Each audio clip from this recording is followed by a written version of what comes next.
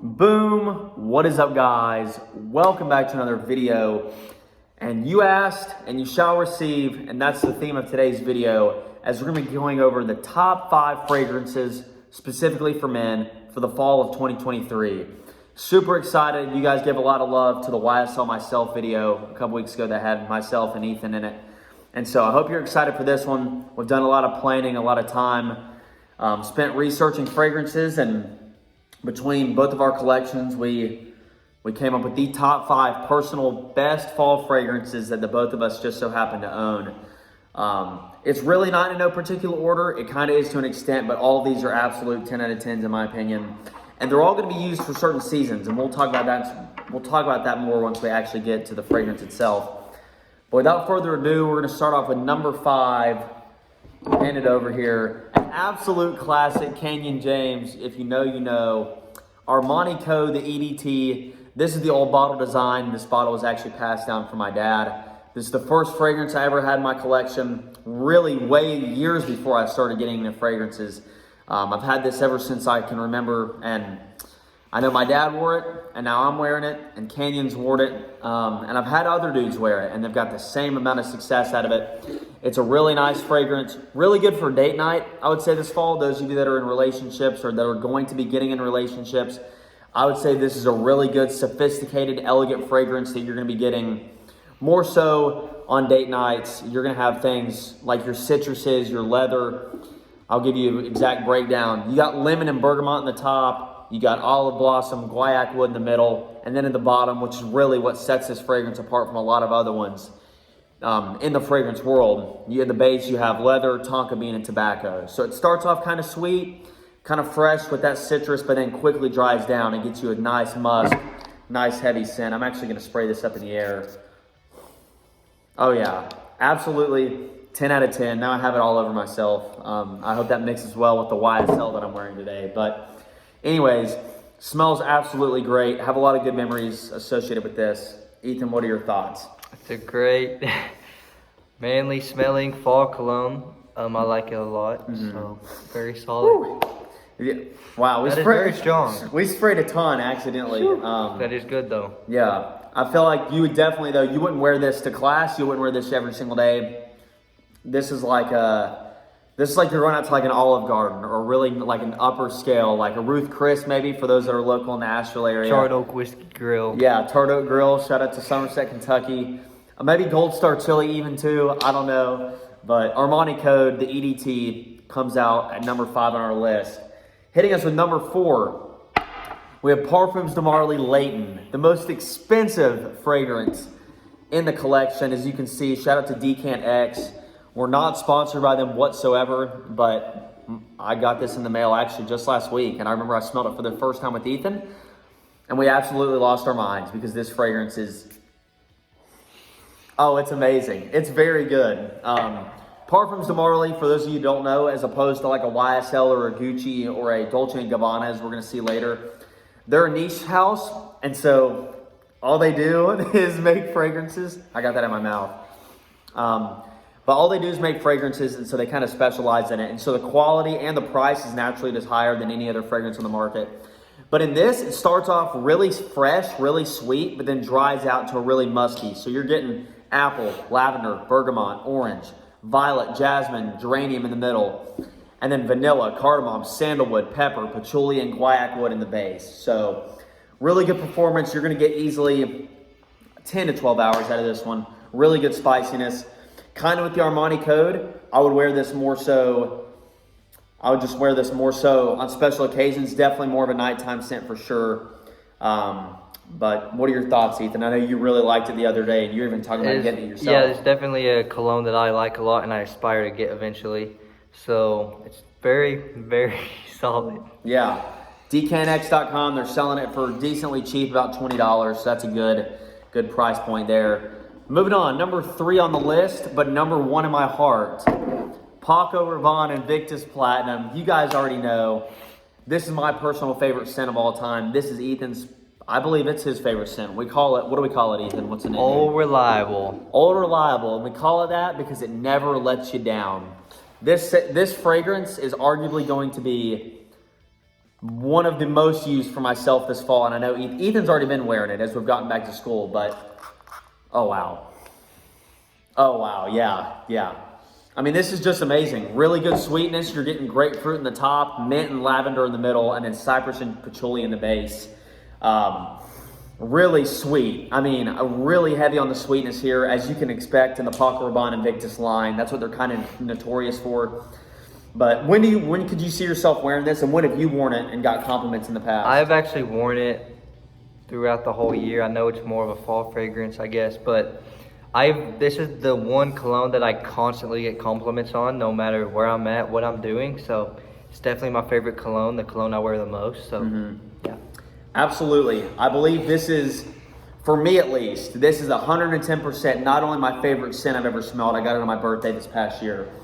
But for me, it is also my most complimented fragrances. Specifically, I'm targeting my male audience here with this video, but especially if you're a man around high school age or college age and you catch yourself wearing this, you're gonna get compliments from the opposite gender. I can promise you that. That is a guarantee. You could almost say that the only three things guaranteed in life are death, taxes, and compliments when wearing Invictus Platinum from the house Paco Rabanne. So, really great fragrance. The ladies love it. I've worn it a little bit to class. I wore it on my first day of senior year just to celebrate. Had to really go out.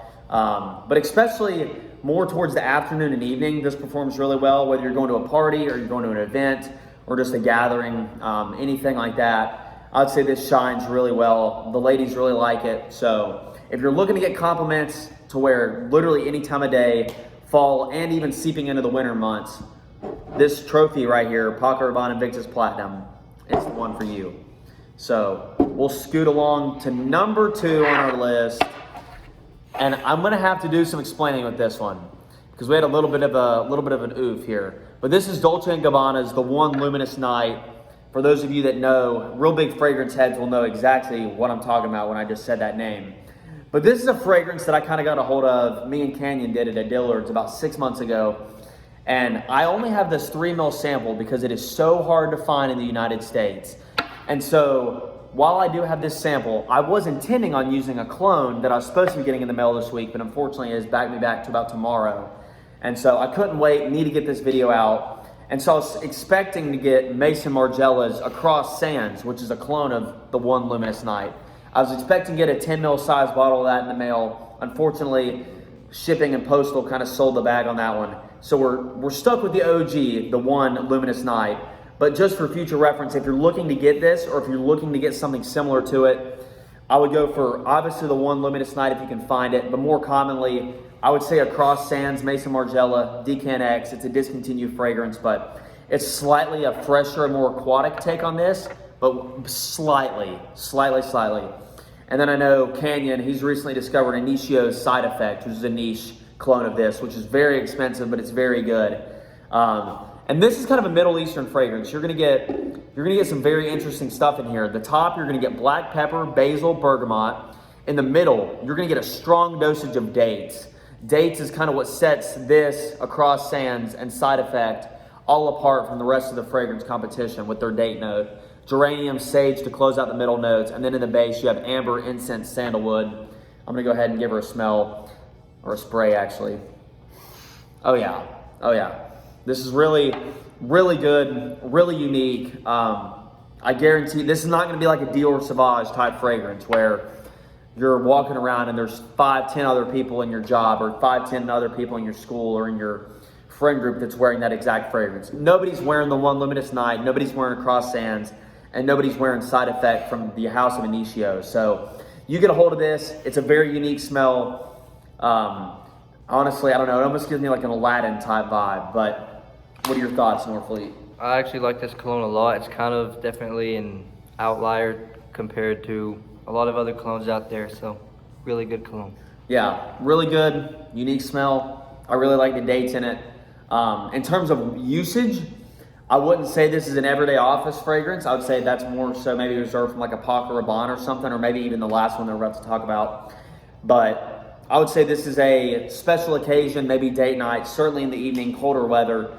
But you could maybe even get away with this in the day for sure, just depending on where you live and what time well, obviously, and most people in the United States are kind of getting into the fall season, but exactly how cold it is in your fall, that's going to kind of determine when you can wear this. But that is number 2 on the list. And number 1, a very, very, very familiar player in the fragrance game. If you've watched my last fragrance video just a couple weeks ago over in the Happy Lobby, we did this.